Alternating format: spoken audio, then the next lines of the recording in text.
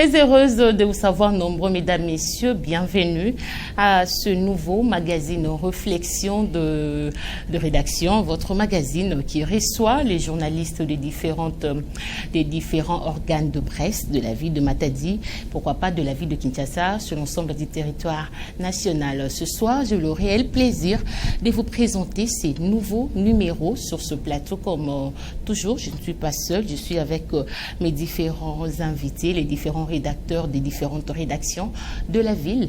Je m'en vais saluer mon premier invité à ma droite, c'est monsieur Michel Kabasile. Il est journaliste à la radio Télézola RTZ. Salut, monsieur Kabasile. Bonsoir Marie-France Ebingo, bonsoir à tous les téléspectateurs. Réel plaisir d'être là ce soir pour réfléchir avec mes confrères journalistes à ce qui concerne les différents sujets et entrer à l'actualité au niveau national et également au niveau de la province. Donc en tout cas, je suis vraiment heureux. Très bien, merci. À ma gauche, lui, c'est Olivier Nzaou. Il est journaliste à la RTA. Salut, monsieur Olivier Nzaou. Bonjour Marie-France Ebengo et bonjour à mes deux co-débatteurs, Carl Lutete et puis Michel Kabasile.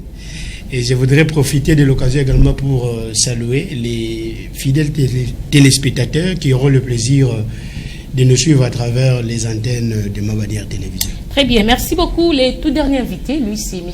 Carl Lutete. Il est journaliste indépendant. Salut, M. Carl. Salut, je dirais bonsoir à tous nos téléspectateurs qui nous suivent de partout. Je rappelle que Réflexion de rédaction, l'une des très grandes émissions qui peut-être marque déjà les esprits. Parce que je suis très heureux, même quand on est à Kinshasa, les gens vous appellent pour dire qu'ils sont en train de vous suivre. La conservation des images est l'une de responsabilités d'une chaîne aussi responsable. Donc, grand merci à Marie-France, grand merci au DP, que je salue quelque part. Et voilà, je suis très heureux de revenir. Merci, en tout cas, merci, monsieur Carl. Merci. Le TT, nous avons deux sujets à exploiter au cours de ce magazine. Les premiers, nous allons parler des réformes électorales prévues pour les scrutins, les réformes électorales pour les scrutins de 2023. Vous savez, l'actualité parlementaire est marquée par la préparation des élections générales prévues en 2023. Ça, c'est notre premier sujet. Et le second, nous allons parler des élections des gouverneurs dans les différentes provinces, dans les provinces à problème. Vous savez, les élections arrivent à grands pas. C'est déjà pour ce 6 mai 2022 que le Congo central en particulier va avoir un nouveau leader, un nouveau représentant de Félix Antoine Tshisekedi Tshilombo. Je m'en vais poser ma première question à monsieur Michel Kabasile. Je rappelle qu'il est journaliste à la RTA. Monsieur Michel, l'actualité parlementaire est marquée, surtout à l'Assemblée nationale, par la préparation des élections générales de 2023. Les questions ou les sujets qui est actuellement au centre, ce sont les réformes électorales. Il y a les députés, les différents députés de la MOUCA, de FCC, qui ont boycotté la plénière de la semaine passée, parce que nous sommes déjà à la fin de cette semaine, qui ont boycotté cette question. Donc la question divise la classe politique. Vous, à votre niveau, vous êtes journaliste, comment la rédaction de Télézola a pu traiter ces sujets d'actualité? Merci beaucoup Marie-France Ebengo pour cette problématique, combien alléchante, parce que nous devons simplement analyser. Si j'étais politicien d'un camp, soit du FCC ou de l'Union Sacrée, j'allais dire tantôt je suis pour les réformes, et si j'étais du FCC, j'allais dire peut-être je suis contre. Bien malheureusement, je suis que journaliste, donc le devoir de journaliste m'appelle à faire une analyse objective.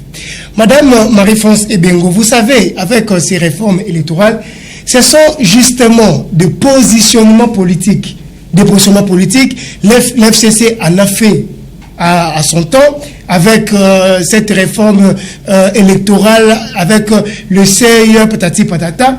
Et actuellement, nous assistons, soit nous sommes au régime de Félix Antoine Tshisekedi Tshilombo, avec son union sacrée de la nation, il cherche également aussi à se positionner pour chercher déjà comment aller aux élections en 2023.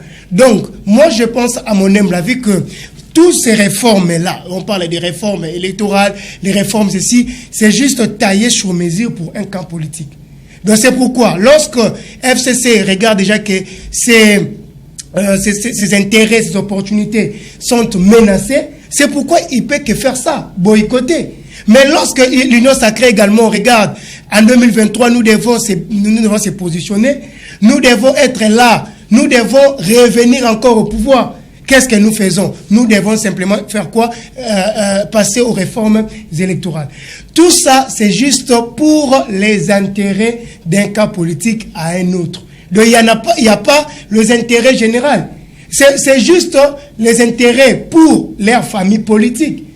Donc, si la FCC se sent lésée, c'est tout à fait normal. Dans le sens que ses intérêts sont vraiment menacés. L'FCC en a fait ses réformes électorales pour se positionner. Il savait déjà que bon, nous sommes partants. On ne sera plus au pouvoir. Qu'est-ce que nous devons créer? Nous devons avoir tout simplement la majorité parlementaire. Question de garantir certaines lignes que nous avons laissées. Où le président qui viendra, il va tout simplement collaborer avec nous. Vous comprenez? Mais de l'autre côté, avec la politique du président de la République, Félix Tshisekedi, il a su déjouer à la majorité du FCC au niveau du Parlement. Il a créé son union sacrée. Mais maintenant, avec cette union sacrée, ils chercheront également aussi à se positionner pour 2023. D'autant plus que nous savons qu'il nous reste une année pour que nous ayons des élections ici chez nous en République démocratique du Congo. Donc, moi, je pense ou j'estime que changer le réforme électorale, c'est profitable pour un cas qui a le pouvoir. De l'autre côté aussi, Marie-France, je vais épingler ça tout à l'heure, la RDC, nous sommes dans notre deuxième expérience électorale. La première expérience, nous avons vécu en 2006 avec le président de la République, Joseph Kabila, le président honoraire. On l'a vécu également en 2018. Mais maintenant, c'est en 2023. En 2006, c'est Kabila, avec son gouvernement, qui a organisé les élections par les touchements, bien sûr, de la CENI. On vient en 2018, la même chose. Donc, Kabila était élu président. Il revient encore en 2018. Il a été réélu en 2011. Si je ne me trompe pas, 2011, il a été réélu président. Et nous avons eu des élections en 2018. C'est justement, ils ont fait des réformes en réforme pour chercher comment se positionner. À nous, on va se positionner comme ça, si les élections arrivaient, pour rafler en tout cas tous les sièges de l'Assemblée nationale, ou soit même du Sénat, pour que nous puissions mettre à l'aise notre président de la République. Donc, vous comprenez? Donc, voilà un peu ce que je pouvais. Là, c'est votre point de vue. Je passe la parole à monsieur Karl Lutete. Hier, déjà, devant le bâtiment, devant le siège de l'Assemblée nationale, devant le Parlement du peuple, il y a eu sit-in des militants de la Mouka. Et ces sit-in s'est vite transformé en guerre, si on peut appeler ça ainsi. Il y a eu des blessés, il y a eu des dégâts matériels enregistrés. Toujours les camps Lamouka et exigent les réformes consensuelles afin d'aboutir aux élections crédibles, transparentes en 2023. Qu'en pensez-vous? Que pensez-vous, monsieur Karl Lutete? Oui, je crois que pour répondre à cette question, je vais aussi prendre un peu les quelques éléments que Kabasele a évoqués. Mais je rappelle que les élections, nous les avons commencées en 2006. Les nouvelles élections, parce que avec Mobutu, il y a eu un carton rouge, un carton vert, je ne sais pas quoi. C'était, vous choisissez le vert, et ben c'est pour la bonté du pays, les rouges c'est pour les sons.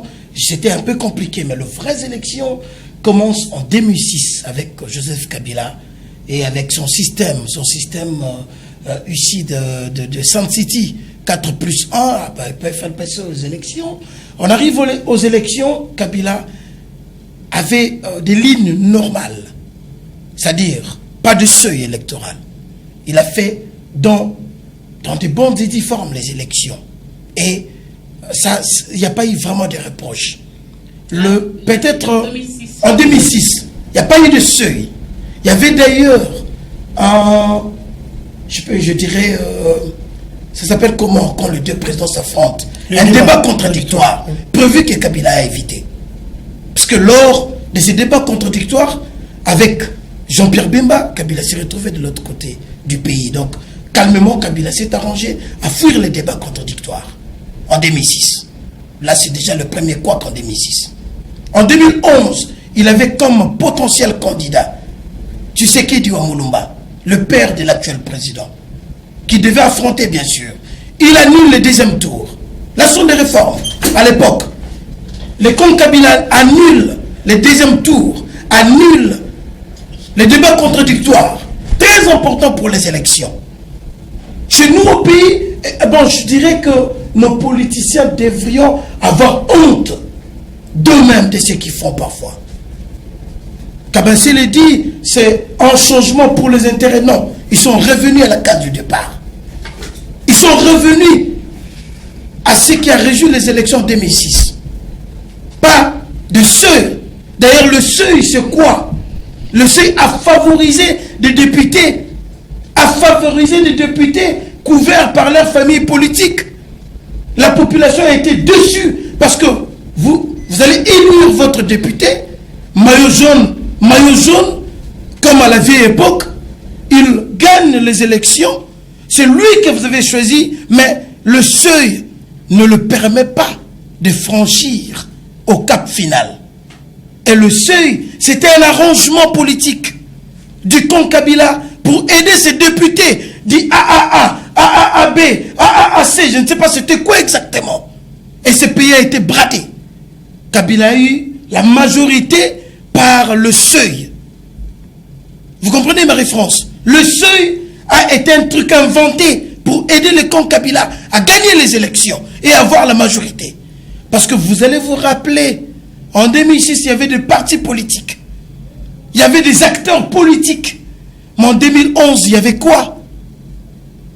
En 2018, où Kabila devait laisser le flambeau, les remettre à un autre président, on a vu de la comédie. Les députés qui ont gagné. La comédie, bien sûr. Comment? Parce que, si vous voyez le parti politique qui ont existé en 2018, c'est de la cacophonie. Je vous parle des AAA. Les AAA veut dire quoi? Les AAAB, les AAAC, c'était quoi exactement? Aujourd'hui, le pays avance avec Félix Antoine Tshisekedi. Mais où sont passés tous ces partis politiques qui ont fait gagner? Je pose parce que quand on parle ils font quoi exactement? Vous parlez de la Mouka qui exige, je ne sais pas, ils exigent quoi exactement? Réforme consensuelle. Réforme consensuelle, mais ils sont revenus à la case du départ.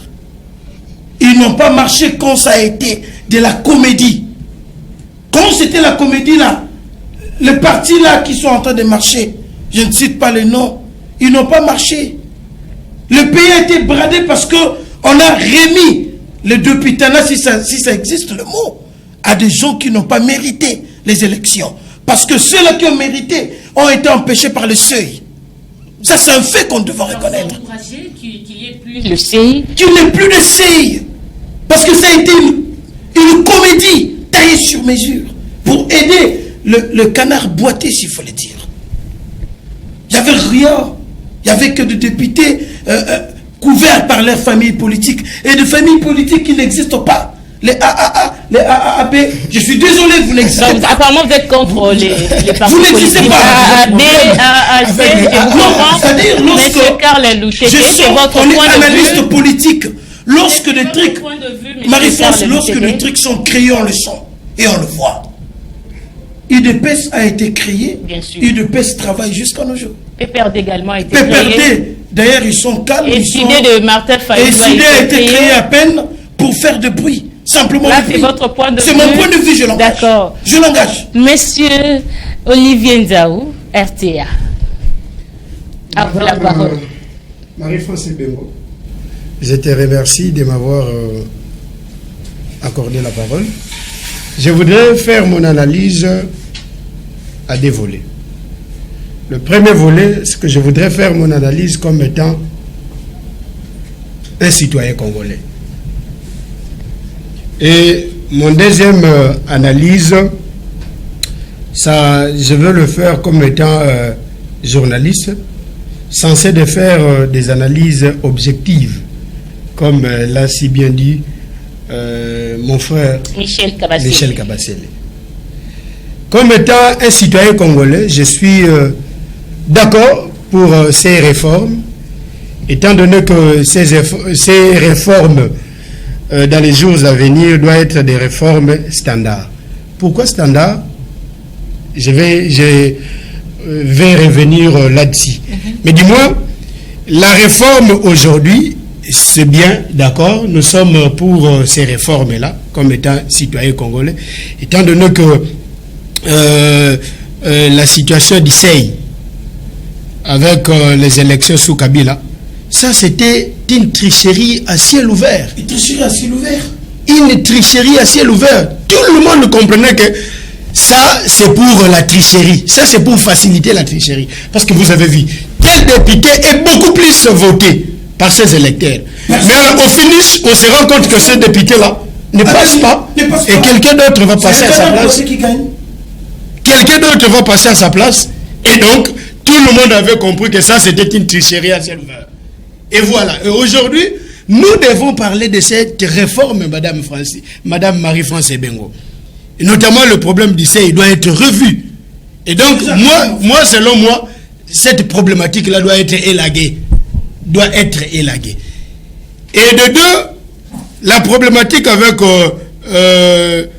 avoir postulé dans double axe, notamment, vous allez voir un seul monsieur qui s'est fait député provincial, en lui-même aussi député national. Et il laisse madame quand voilà. Et puis il prend madame, lorsqu'il est nommé ministre, il prend madame comme son suppléant.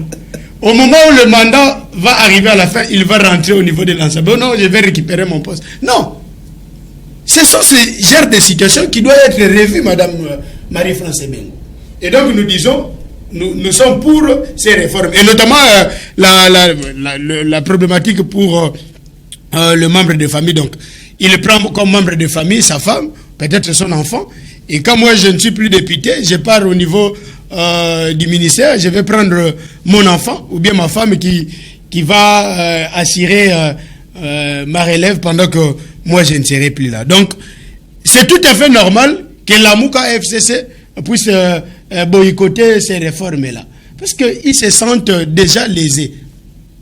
Selon moi, ces deux camps-là se sentent déjà lésés parce qu'ils se disent, une fois que ces réformes-là... Confession religieuse qui appuie aussi la Mouka et les FCC et aussi demande à ce qu'il y ait un large consensus, entre autres la SENCO et les CC. Mais SENCO a toujours été contre. Hein, à ce que moi je sache. Au milieu du village, il n'a jamais été une église au milieu. Elle n'a jamais été une église au milieu du village. Au milieu du village, ils sont pour les intérêts. Ça, on doit se le dire. Je ne dois pas mâcher le mot. La SENCO est là pour les intérêts. C'est pour les intérêts. Qui gère la SENCO. Qui gère la SENCO. Et ils font quoi? Ils font quoi exactement? Ils font rien. On doit se le dire, ils font rien. Et donc, ce n'est pas une vraie église au milieu du village comme il n'y a jamais eu d'église au milieu du village. Les signifier. Donc, en tout cas, dans notre ici au Congo, on n'a jamais connu des églises une église au milieu du village. Même pas une. Même pas. Et donc, ces réformes-là, à mon humble avis, doivent être acceptées. Sinon, si on est de vrais Congolais, voilà. Si on est de vrais Congolais, nous devons se soumettre à ces réformes-là. Sinon, nous allons demander même au président en place d'imposer cela. D'imposer, madame. Parce que c'est anormal. La démocratie, monsieur. On ne peut pas imposer une chose. Dédé, l'analyse que je voudrais faire de façon objective, cette analyse-là, c'est que ces réformes-là doivent être des réformes standards qui vont léser ni les camps de l'un, ni les camps de l'autre. Voilà. D'accord. Monsieur, avant de passer à autre chose, monsieur Michel Kabasele, j'allais dire monsieur Michel Lenda, je les salue là, vous monsieur Michel Kabasele. L'allure où vont les choses si FCC et la Mouka persistent dans leur décision? Bon, Marie-France Ebengo, moi, je reste toujours sur mes logiques, d'habitude que j'avais commencé avec ça au début même de l'émission. J'ai toujours dit, ou soit j'ai dit que c'est pour les intérêts, c'est-à-dire d'un cas à un autre. FCC en a fait, car a si bien remonté un peu l'histoire. En 2006 et en 2011, comment Kabila, avec sa CENI, ont joué pour chercher toute la majorité, soit pour que le président Kabila reste au pouvoir. En 2006 et en 2011, quand là, c'est bien dit. Pourquoi ils ont fait ces réformes électorales pendant cette période? C'est justement pour se positionner. Aujourd'hui également, l'Union sacrée aussi se cherche à se positionner, ou soit l'UDPS cherche à se positionner. Pourquoi je cite l'UDPS? Parce qu'actuellement, le président de la République, il est membre de l'UDPS. Bien qu'il soit président de tous les Congolais, mais là d'abord sa famille politique qui est l'UDPS, qui était mal parti pour les élections de 2018. Il n'avait même pas la majorité. Nous savons tous que cette majorité-là, qu'on parle de l'Union sacrée, c'est créé. C'est créé et fabriqué. Donc au jour où le lendemain, oui, dans au jour où le lendemain, quand tu n'acceptes pas l'imposition, s'il vous plaît, au jour où le lendemain, dictature. Au jour où le lendemain, la maison peut effondrer. C'est-à-dire que l'Union sacrée est au pays. Maintenant, qu'est-ce que nous allons faire si on arrive en 2023? Nous devons se positionner, nous devons chercher comment on peut faire des réformes électorales pour se positionner. Même si on fait des réformes aujourd'hui, le président qui viendra après, le président Tshisekedi, à son tour également, cherchera à faire des réformes électorales. Pour se positionner également, chercher comment gagner aux élections de je ne sais pas, 2027, 2000, machin. Olivier Nzao l'a dit ici, que c'était tout simplement de la tricherie à ciel ouvert.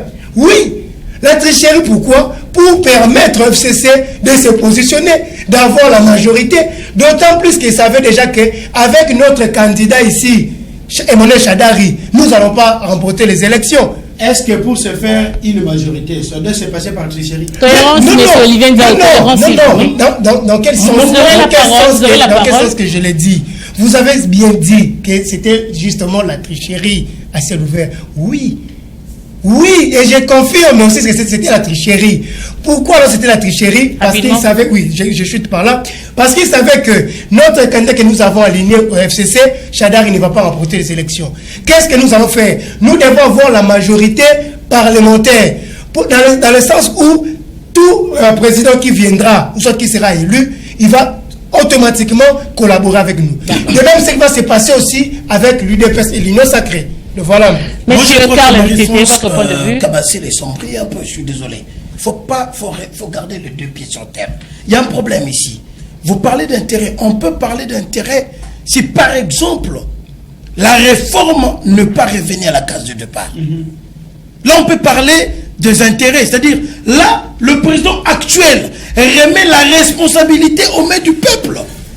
On annule le seuil, c'est-à-dire, on demande au peuple de se choisir dans la liberté son candidat. Pour vous, la case du départ, c'est le seuil. Non, le seuil, le changement du seuil. Il y a plus ou moins 13 Kabasele, oui. Le seuil est venu avec Kabila. Oui.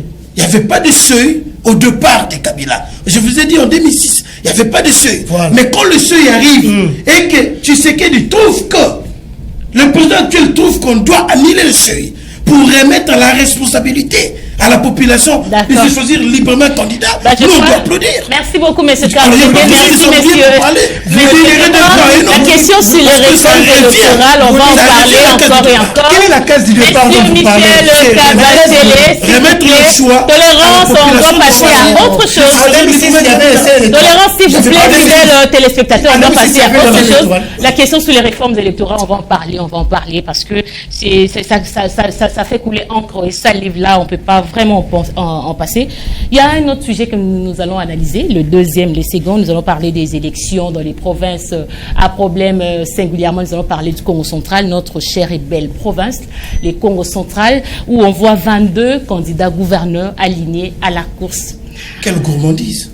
Voilà. Monsieur Karl Tete a dit quel Il s'agite déjà. Congo central. Il s'agite déjà, je ne sais pas pourquoi. Les Congo central a 22 candidats gouverneurs.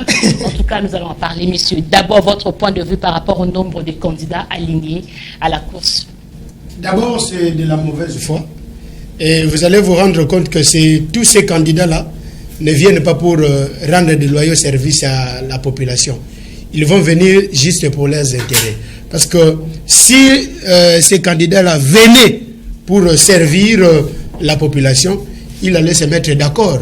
Également, au lieu que nous puissions s'aligner 23, mais 22, il serait mieux que nous puissions déléguer ne serait-ce que 2 personnes pour que ces 2 personnes-là puissent se départager. Voilà. Et donc, à mon point de vue. Monsieur Karl Tete. Je crois que le Congo central est une honte en personne au pays. Nous sommes cités parmi les provinces à problème. Mais Marie-France, qu'est-ce qu'on n'a pas fait? La première émission, réflexion de rédaction, on a interpellé les gouverneurs. On les a interpellés. On leur a parlé. Faites ça, faites ça. Et aujourd'hui, où en sommes-nous? 21, 22 candidats pour un dossier de la honte. La province n'a rien fait. On n'a ni décollé, ni fait quelque chose. Il n'y a aucun projet.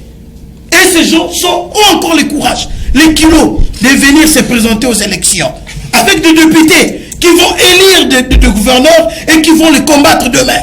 Je ne sais pas, ils sont créés avec quelle matière. Si c'est mal l'argile que Dieu utilise là, moi je donne ma langue au chat. Mais j'ai à dire... Monsieur Michel Kabasele, l'indépendant, ça prouve à suffisant que les Congolais, les Né-Congo ne sont pas... Ils sont pas sérieux. C'est pas sérieux. Votre point de vue, monsieur Michel Kabasele. Merci beaucoup, Marie-France Ebengo. Donc, je comprends, même au début de l'émission, pourquoi Karl s'agitait un peu. Parce que justement, parce qu'il dit des choses, il oublie souvent. Hein, quand il dit des choses, il oublie parfois autre chose que moi je n'ai pas dit, mais il cherche encore à les redire. Moi, je vais parler des intérêts tout simplement parce que en 2006, il n'y avait pas de seuil électoral. Et c'est venu en 2011 avec Kabila.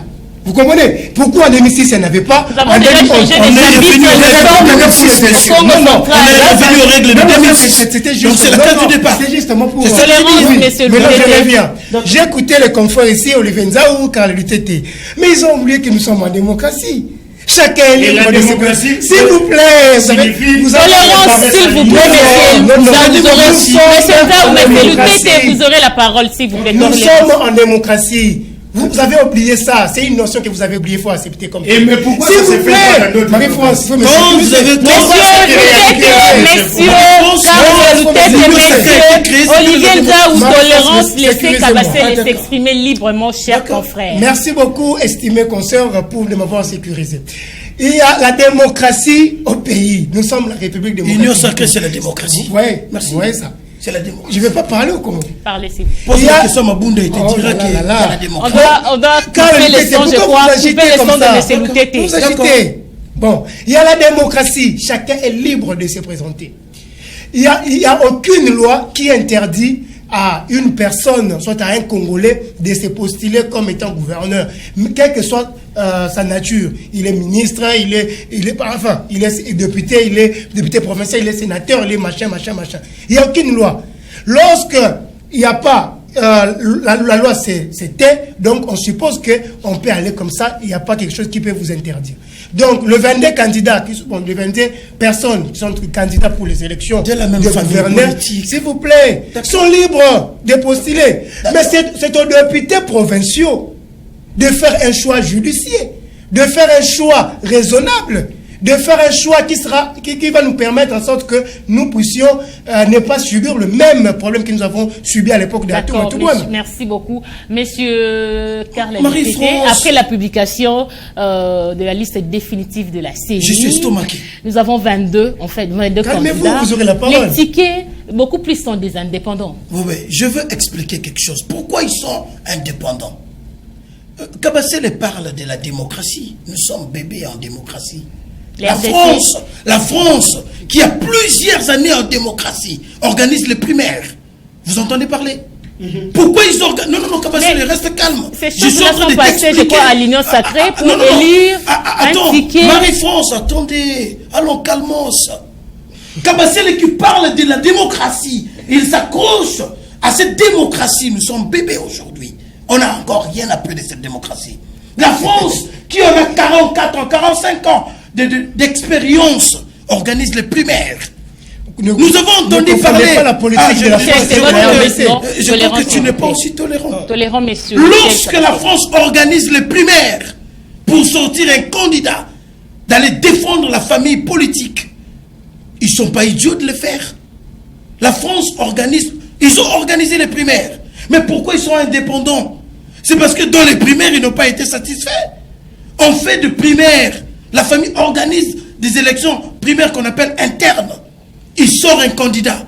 D'abord, il sort un candidat inconnu qui ne maîtrise presque pas l'histoire, les histoires du Congo central. Là, c'est votre point de vue. C'est mon point de vue. Votre point de vue, monsieur. C'est mon point de vue. Candidat, attends. Candidat, je ne suis pas tribal. Mais candidat né à l'extérieur, qui n'a jamais presté, il est né Congo, qui n'a jamais presté dans le Congo central. Pas que vous maîtrisez son parcours. Attendez, je suis journaliste. Je parle en tant que journaliste. D'accord. Les primaires, attendez, les élections de manière en général. Les primaires sont, les primaires sont organisées. On est dessus. Moi, je suis déçu. Les candidats qui sortent, pour moi, n'a pas la taille. Là, c'est autre chose. C'est comme il se plaît ici. Non, attends, Marie-France Kabasele se plaît. Qui a dit à Kabila de choisir le Congo central va avoir un nouveau leader le 6 mai prochain. Nous aimerions aussi parler du profil, de notre prochain gouverneur qui sera connu, bien sûr, le 6 mai, si les députés vont devoir faire un travail. Déjà, parmi tous les 22 candidats, je ne vois pas un meilleur profil. Je ne vois pas. Ça, c'est selon moi. Ça, c'est selon moi. Mais je voudrais... Il y a des députés provinciaux, il y a des députés nationaux, il y a un ministre, un vice-ministre. S'il vous plaît, retirez votre parole, monsieur Carlelou. Monsieur Carlelou, retirez votre parole. Ce sont des autorités. Vous m'avez accordé la parole, Marie-France. S'il vous plaît, je vous sécurise. Monsieur Carlelou, retirez votre parole. Merci beaucoup. Allez-y, monsieur Nzao. Je ne sais pas si tu es Michel Kabasele. Tantôt la démocratie, tantôt l'appositionnement, l'union sacrée, tout.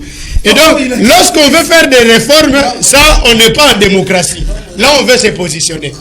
Et on se fait aligner, on fait aligner 22 candidats pour un seul poste. Là, on parle de la démocratie. C'est la démocratie. Sincèrement, selon moi, il n'a pas de position fixe. Profil d'un bon dirigeant qui va devoir diriger la province. Parmi le 22, on peut faire juste une...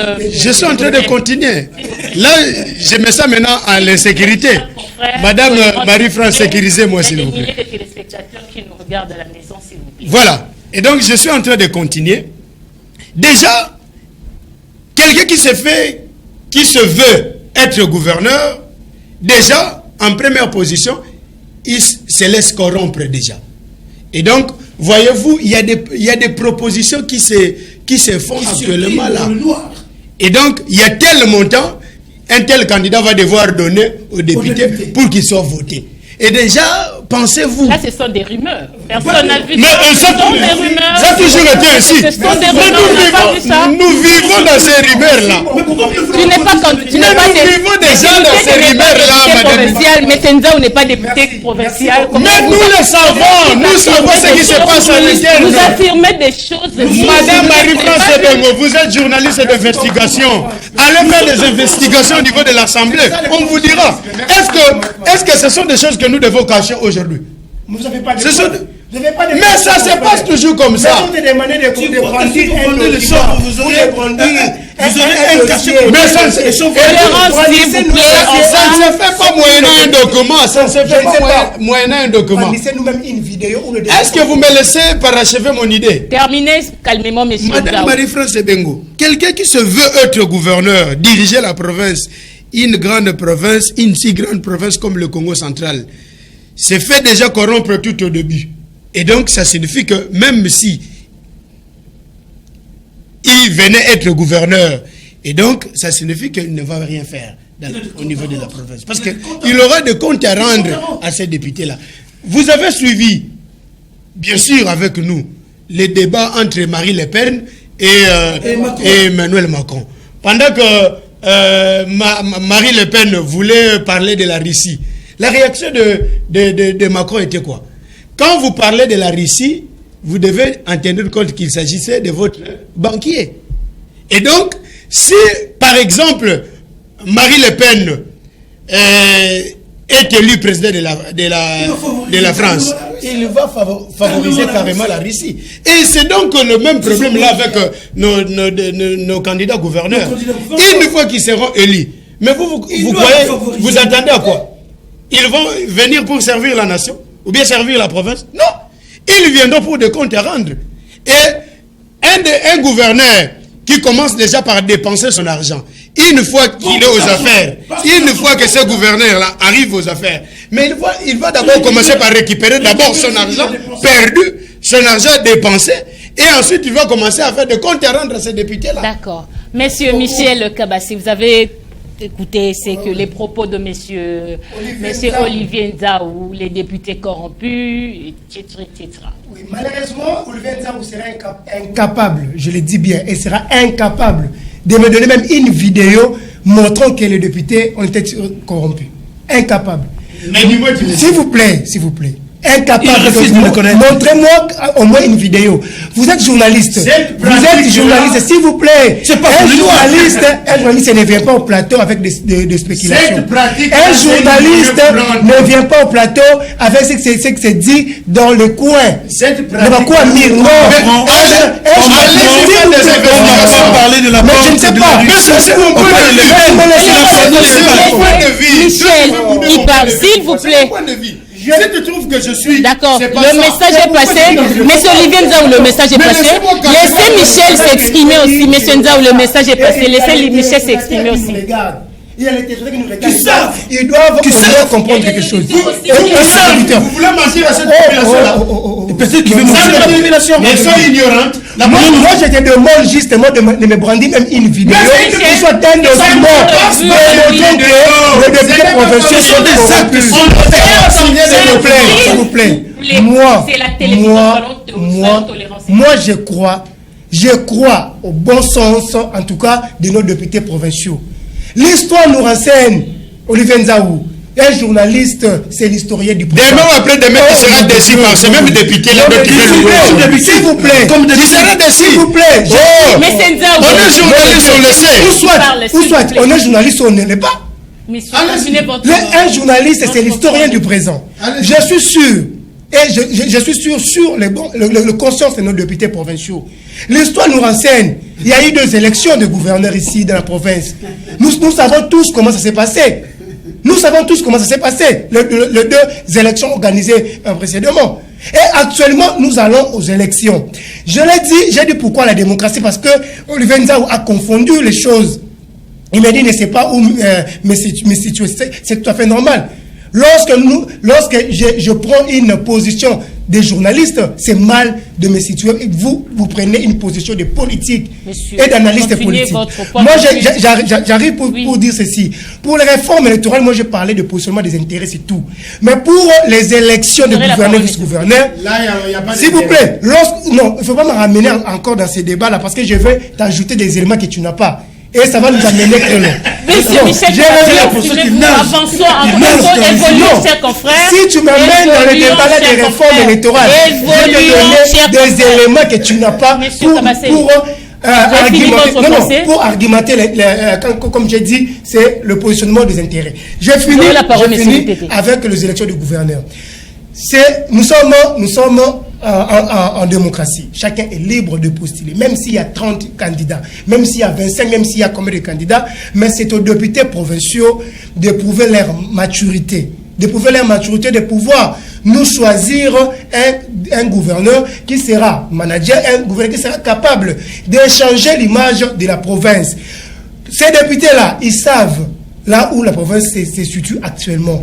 Et moi, à mon humble avis, je ne pense pas, et je pense que ces députés-là vont faire un bon choix pour élire là, un nouveau c'est selon gouverneur. Michel, sans frais, sans enveloppe. Là, moi, je ne vais pas aller dans ça. D'accord. Corruption ou pas, merci. Je reste optimiste à nos députés. Ok, monsieur Loutete. Je crois que Michel Kabasele a été ici avec moi dès lors que les députés ont choisi comme gouverneur M. Atou Matouboana. Ils ont élu eux-mêmes le président Anatole Matousila. Après, ils ont commencé à combattre le même monsieur. On les a interpellés. Monsieur, vous êtes en train de passer le temps. Le temps pour vous de travailler est en train de passer. N'est-ce pas ça la conscience? Ces députés n'ont aucune conscience. Permets-moi de le dire à la télé. Monsieur Karl Loutete. Attends, je suis en train de dire des choses vraies. Je présente de preuves. Ils sont allés avec le cadenas. Ils sont allés avec le cadenas pour cadenasser le gouvernorat. Dire à M. Atou de partir à tout prix. Il le reprochait de quoi exactement à M. Atou? Ils ont fait partir Anatole Matousila. Atou. Non, attendez, M. Atou. Ils ont fait partir. Ce sont les députés. Je vais tomber là. Je ne comprends pas. Permettez-moi d'analyser. Rapidement, parce que le temps nous est imparti. Je suis en train de le faire rapidement. Je fais des séquences. C'est important. Ils ont fait partir M. Matousila. Ce sont ce même député. C'est Matousila qui bloque. C'est sans lui où on ne va pas avancer. Matousila est parti. Rien.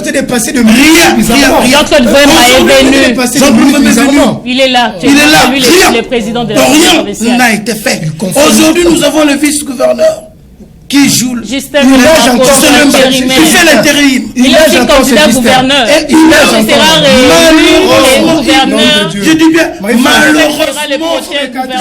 malheureusement, il est aussi candidat. Malheureusement, il est aussi candidat gouverneur. Peut-être qu'il sera aussi les prochains gouverneurs du Congo central. Je ne sais pas, je n'entre pas dedans. Merci beaucoup, je crois, tout est dit. Nous sommes arrivés à la fin.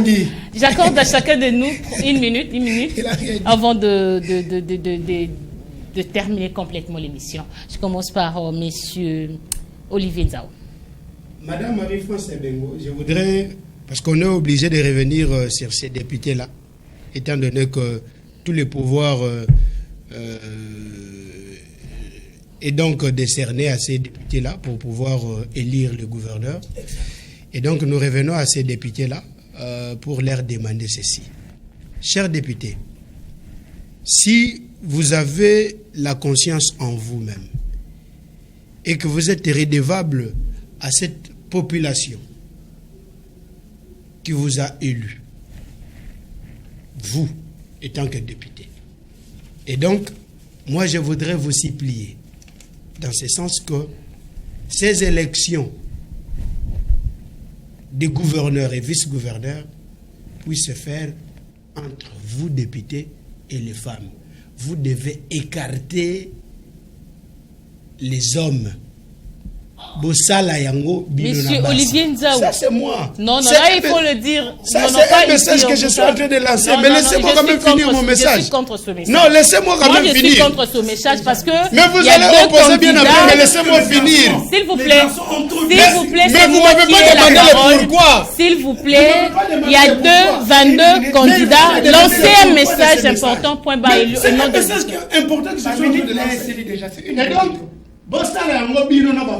Merci. Parce que ces vieux papas là, ces vieux loups là, nous ont déçus, énormément déçus. Et nous voulons que vous puissiez accorder la chance aux femmes. Je crois que M. Olivier Nzao a soutenu la candidature d'une dame. Monsieur Michel, ça se voit déjà, monsieur Michel, vous avez la parole. Je vais conclure tout simplement pour dire que pour combattre un éléphant, c'est un travail du titan. Mais lorsque l'éléphant arrive au village, il y a plusieurs couteaux qui apparaissent. Je voulais dire quoi par là? Chers députés provinciaux, moi je crois en vous. Je crois en vous que vous allez faire un bon choix. Vous avez, vous connaissez les candidats, tous les candidats qui sont là le 22. De ceux qui ont travaillé avec le gouverneur Atouma Toubouana de l'époque, de ceux qui ont combattu Atouma Toubouana par sa gestion, bien sûr, de ceux également qui ont participé au magouille avec le gouverneur Atouma Toubouana. Mais aujourd'hui, ils sont encore là, tous 22 comme candidats. C'est à vous de faire le choix. Le choix, le destin de toute la province se repose sur vous. Je crois en vous. Merci beaucoup. Demain ne vient pas me dire que ton patron est candidat gouverneur, M. Montezolo. Mon patron est candidat gouverneur, mais je ne suis pas ici. Je ne suis pas ici en tant que communicateur de Montezolo. Je ne suis pas ici comme étant communicateur de Montezolo, mais je suis ici comme journaliste et j'analyse. C'est la candidature qui est aussi soutenue, M. Michel. M. Carl Loutete, tolérance, M. Nzao. Merci Marie-France. Je ne sais pas trop, mais chers députés provinciaux, personne ne croit plus en vous. Personne ne vous fait confiance. Sauvez votre petit mandat. Parce que vous avez eu un mandat médiocre des députés du Congo central. Je vous l'ai dit parce que je vous aime. On n'a rien à voir en commun comme problème. Faites les choses, faites appel à votre conscience. Parce que votre conscience là est très loin de votre corps. Faites appel à votre conscience. Essayez d'effectuer un choix qui sera noble, qui va aider cette province à décoller enfin. Mais moi je l'ai dit ici sur ce plateau, cette population est fatiguée de vous. Vous serez sanctionné en 2023. Pas seulement vous serez sanctionné, mais vous allez payer cher. Quand l'État, l'IGF, va. Merci beaucoup, chers confrères, d'avoir répondu à mon invitation. Nous sommes arrivés à la fin de notre magazine Réflexion de rédaction. Je peux rappeler rapidement les sujets. Nous avons eu à traiter deux thèmes. Aujourd'hui, nous avons parlé des réformes électorales pour les scrutins de 2023 et aussi nous avons parlé des élections des gouverneurs dans les provinces à provinces. Dans les provinces à problème. Cas de notre province, c'est le Congo central, vous avez donc compris. Ensemble avec mes confrères, nous avons eu à analyser pas mal des choses, pas mal de sujets. Si vous avez aimé cette émission, ce magazine, dites merci à notre directeur de programme, Génie Batoubenga Chamboui, à la grande équipe technique qui m'accompagne aujourd'hui. Là, je vois Shadrach Mavungo Manitou, je vois Ronsard Kodé, je vois aussi Grace Falanka, aussi notre chef technique, Solo Clovis. Merci, le rendez-vous est pris très prochainement. Restez scotchés, branchés sur les antennes de Mabania Télévision et FM.